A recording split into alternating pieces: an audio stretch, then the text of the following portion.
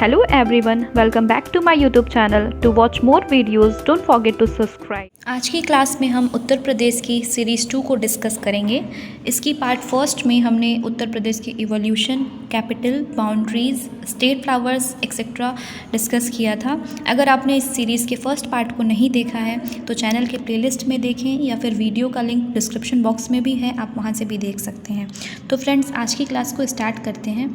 आज हम डिस्कस करेंगे उत्तर प्रदेश के क्लाइमेट के बारे में। तो आइए देखते हैं। उत्तर प्रदेश का जो क्लाइमेट है ये कैसा है। ट्रॉपिकल मॉनसून और सब tropical with dry winter. Tropical monsoon का मतलब ये है कि यहाँ का जो टेम्परेचर होगा वो हाई होगा, टेम्परेचर हाई होगा विथ ड्राई विंटर। विंटर में क्या होगा, गर्मी होगी, सूखा होगा। तो ऐसा जहाँ भी होता है उसे हम ट्रॉपिकल मॉनसून कहते हैं। ऐसा अधिकतर ऐसे रीज़न में होता है कि हमारा पृथ्वी है, इसका इक्वेटर है, equator, tropic of Cancer, tropic of Capricorn, यहाँ से लेके यहाँ तक का जो एरिया है उसे हम ट्रॉपिकल एरिया कहते हैं, जिसमें यहाँ पे जो ऐसा मौसम होता है उसे ट्रॉपिकल मॉनसून कहते हैं। तो मेजरली इंडिया में पूरा इसी रीजन में पड़ता है। तो मेजरली इंडिया के मैक्सिमम स्टेट्स या फिर मैक्सिमम एरिया में हमें ट्रॉपिकल मॉनसून और सब ह्यूमिड ट्रॉपिकल मॉनसून देखने मिलता है, जहाँ पे विंटर में ड्राई होता है और समर में टेम्परेचर हाई होता है। ठीक है, तो टेम्परेचर रेंज उत्तर प्रदेश का क्या जाता है, 0 डिग्री टू 50 डिग्री सेल्सियस रहता है। मतलब ठंडियों में मिनिमम 0 डिग्री सेल्सियस भी चला जाता है और मैक्सिमम 50 डिग्री चला जाता है गर्मियों के मौसम में। तो हमारे उत्तर प्रदेश में कौन कौन सा सीज़न देखने को मिलता है। हमारे उत्तर प्रदेश में समर भी है, साउथ वेस्ट मानसून है जिसे हम रेनी सीज़न के नाम से भी जानते हैं, और विंटर भी है। तो ये तीनों सीज़न हमारे उत्तर प्रदेश में देखने को मिलता है। तो आइए हम स्टार्ट करते हैं, समर सीज़न को डिटेल से देखते हैं। तो समर सीज़न जो है यहाँ पे हमें 45 डिग्री टू 48 डिग्री सेल्सियस तक का टेम्परेचर देखने को मिलता है एवरेज। कहीं कहीं पे अब 37 भी होगा, कहीं 35 भी होगा, बट एक एवरेज जो है ओवरऑल पूरे उत्तर प्रदेश के सभी डिस्ट्रिक्ट को अगर लेके देखा जाए तो 45 degree Celsius to 48 degree Celsius तक के टेम्परेचर देखने को मिलता है। ये जो समर सीज़न है मेजरली मार्च से लेकर के मई के महीने तक रहता है। इसमें हमें hot, dry wind, dust laden storm, dust laden storm किसे कहते हैं कि ऐसा हवा जो कि गर्म हो, जिसे हम लोग आम भाषा में लू के नाम से भी जानते हैं, उसे हम डस्ट लेडन स्टॉर्म कहते हैं। लो रिलेटिव ह्यूमिडिटी देखने को मिलती है। लो रिलेटिव ह्यूमिडिटी क्या होती है, उमस। रिलेटिव ह्यूमिडिटी क्या होता है, 30 टू 50 डिग्री के बीच में होनी चाहिए, 30 टू 50% के बीच में होनी चाहिए। लेकिन उत्तर प्रदेश में क्या है, 30 से कम है, ये लो रिलेटिव ह्यूमिडिटी है। कहीं कहीं पे 50 से ज़्यादा होता है तो वो हाई रिलेटिव ह्यूमिडिटी होती है। तो जो एक एवरेज होना चाहिए वो 30 टू 50 के बीच में होना चाहिए। लेकिन उत्तर प्रदेश में क्या है, लो रिलेटिव ह्यूमिडिटी है जो कि 30% से कम है। सबसे ज़्यादा मैक्सिमम टेम्परेचर उत्तर प्रदेश में झांसी जिला में देखने को मिलता है और सबसे कम टेम्परेचर रायबरेली में देखने को मिलता है। तो इससे हमें ये भी समझ में आता है कि झांसी में सबसे ज़्यादा गर्मी पड़ती है और रायबरेली में सबसे ज़्यादा ठंडी पड़ती है उत्तर प्रदेश में। तो नेक्स्ट टॉपिक देखते हैं हम कि south west monsoon season. South west monsoon season क्या समझ रहे हैं हम, रेनी सीज़न। इसमें टेम्परेचर क्या होता है, 40 डिग्री टू 45 डिग्री सेल्सियस तक एवरेज रहता है। जो साउथ वेस्ट मानसून सीज़न है या फिर रेनी सीज़न है, इसे हम जून टू सितंबर में देखने को मिलता है। जून से ही बारिश स्टार्ट हो जाती है, सितंबर तक चलती है। अभी तो काफ़ी पहले भी स्टार्ट हो जाती है, लेकिन एक जो एवरेज है ये जून टू सितंबर लेके चलते हैं। रेनफॉल जो होता है इस सीज़न में जून टू सितंबर के टाइम में 1277 mm का रेन हो जाता है, जो कि 85% ऑफ एवरेज रेनफॉल है। बाकी का जो रेनिंग है वो किसी और मंथ में भी हो जाता है कभी कभी। तो मेनली रेनी सीज़न तो इसे ही माना जाएगा। मैक्सिमम रेनफॉल हम गोरखपुर में देखने को मिलता है और जो मिनिमम रेनफॉल है मथुरा में होता है। विंटर सीज़न का जो टेम्परेचर होता है, एवरेज टेम्परेचर, वो 0 डिग्री टू 4 डिग्री सेल्सियस देखने को मिलता है। कहीं कहीं पे कोई ऐसे डिस्ट्रिक्ट होंगे जहाँ पे 0 डिग्री सेल्सियस तक टेम्परेचर चला जाता है। यहाँ पे नॉर्मली तो 4, 6, 5 हर जगह पे अलग अलग टेम्परेचर देखने को मिलता है, लेकिन एवरेज ठंडियों के मौसम में 0 डिग्री टू 4 डिग्री तक चला जाता है।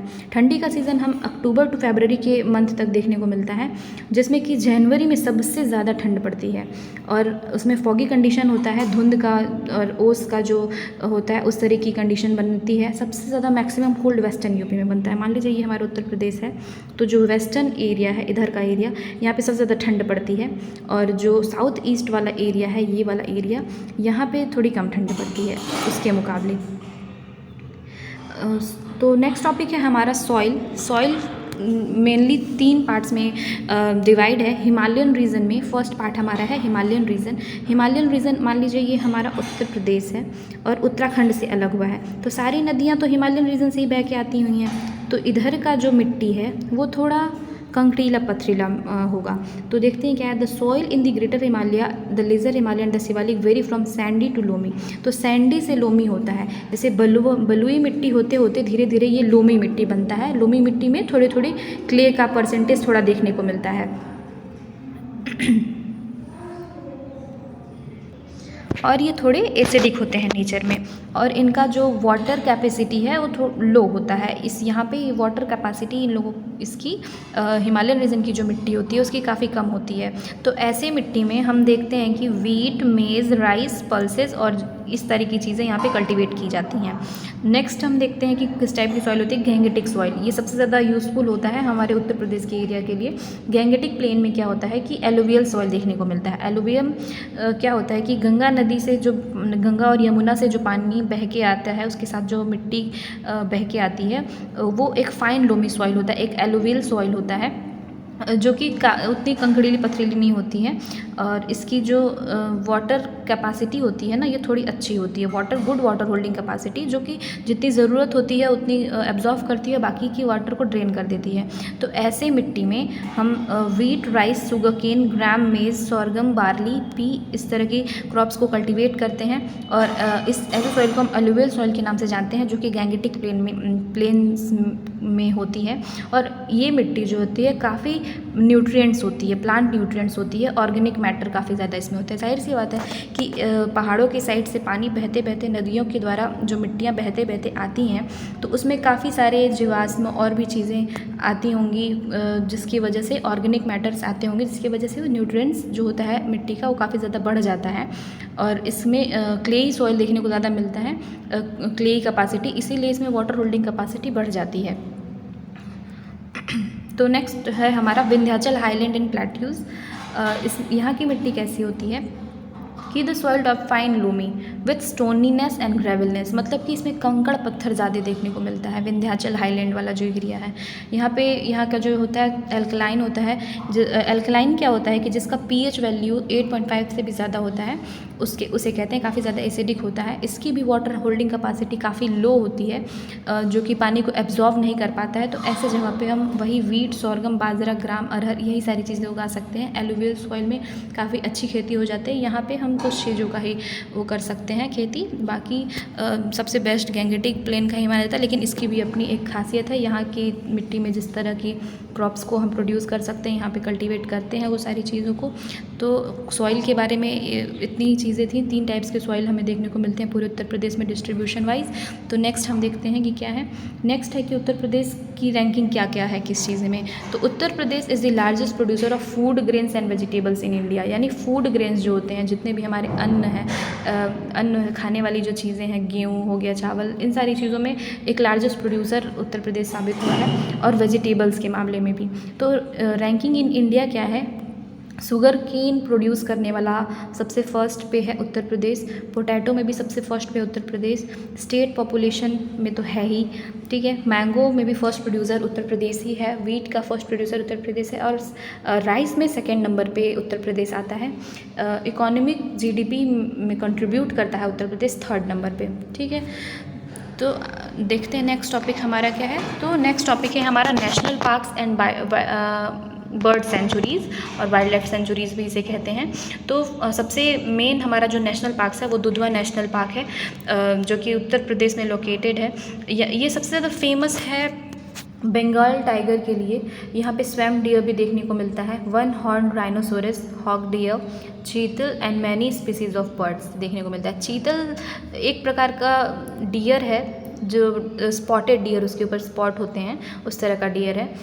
It was declared a tiger reserve in 1980। इस दुधवा नेशनल पार्क को 1980 में टाइगर रिजर्व बना दिया गया। उसके बाद से बंगाल टाइगर के लिए काफ़ी ज़्यादा सेफ हब हो गया। यहाँ पे बंगाल टाइगर की मात्रा काफ़ी ज़्यादा देखने को मिलती है।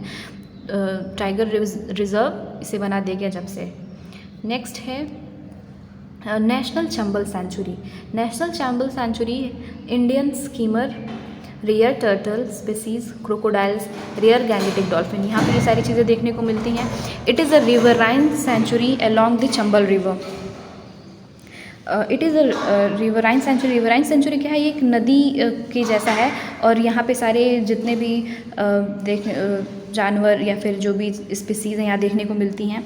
ये एक ट्राई पॉइंट है राजस्थान, मध्य प्रदेश और उत्तर प्रदेश का। ये स्पेशली उत्तर प्रदेश का नहीं है, एक ट्राई पॉइंट है जहाँ पे राजस्थान का भी कंट्रीब्यूशन है, मध्य प्रदेश का और उत्तर प्रदेश का। ये तीनों डिस्ट्रिक्ट यहाँ पे देखने को मिलता है, तीनों स्टेट्स का कंट्रीब्यूशन यहाँ देखने को मिलता है। Pilibhit tiger reserve. Pilibhit tiger reserve and wildlife sanctuary जो है ये फेमस है the leopard, tiger, swamp deer, hispid deer and Bengal floricans के लिए। बंगाल फ्लोरिकॉन्स का फिगर यहाँ पे देख सकते हैं। ये अब क्रिटिकली इंडेंजर्ड है, बहुत कम इनके बचे हुए हैं प्रजाति। और ये हमारा है हैस्पी डियर, इसका फिगर आप यहाँ पे देख सकते हैं। Its northern border live with the Indo Nepal border. इसका जो बॉर्डर है नेपाल से टच होता है। While the Indian southern boundary marked with the Sharda river. Sharda और खाकरा रिवर इसका साउदर्न पॉइंट होता है। तो आज के वीडियो में सिर्फ इतना ही था। वीडियो काफ़ी ज़्यादा बड़ी ना हो इसके लिए मैंने छोटा ही वीडियो बनाया है। इसके नेक्स्ट पार्ट में हम कॉन्स्टिट्यूशनल सेटअप के बारे में डिस्कस करेंगे। उत्तर प्रदेश में कौन कौन सी ट्राइब्स है डिस्कस करेंगे। फोक डांसेस क्या क्या है उत्तर प्रदेश के, कौन कौन सी रिवर उत्तर प्रदेश में रहती है, सारी चीज़ों को हम डिस्कस करेंगे। तो नेक्स्ट लेक्चर देखने के लिए हमारे साथ बने रहें, स्टे कनेक्टेड। और अगर आपको वीडियो अच्छी लगे तो प्लीज़ लाइक करें। अगर कोई भी सजेशन हो तो कमेंट करें। अगर आप नई वीडियो किस टॉपिक पे चाहते हैं वो भी कमेंट कर सकते हैं। आगे आने वाली सभी वीडियोस की नोटिफिकेशन पाने के लिए चैनल को सब्सक्राइब करें और बेल आइकन को ज़रूर प्रेस करें।